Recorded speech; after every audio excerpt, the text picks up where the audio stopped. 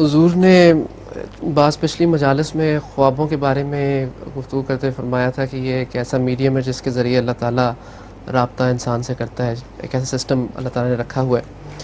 تو سوال یہ ہے کہ کیا مجاہدے اور ریاضت کے ذریعے یہ ممکن ہے کہ انسان اس میڈیم پر کنٹرول حاصل کر سکے، یا شعوری طور پہ خوابوں میں مجاہدے شامل؟ اور ریاضت کے ذریعے انسان اپنے ذہن اور اپنے استاد طبع پر اثر انداز ہو سکتا ہے، ذہن کو صاف کرتا ہے، جھوٹ کی باریکیوں سے پاک کرتا ہے اور سیدھا کرتا ہے، غلط سوچوں کو ذہن سے نکالتا ہے۔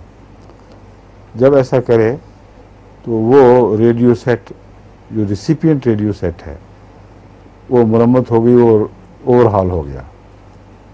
لیکن ادھر سے ریڈیو اسٹیشن چلے گا تو آواز سنے گا نا، اس لیے دوسرا پہلو خدا کے ہاتھ میں ہے۔ اس لیے محض ریاضت کے ذریعے کوئی روحانی درجہ بنا لینا ممکن ہی نہیں ہے۔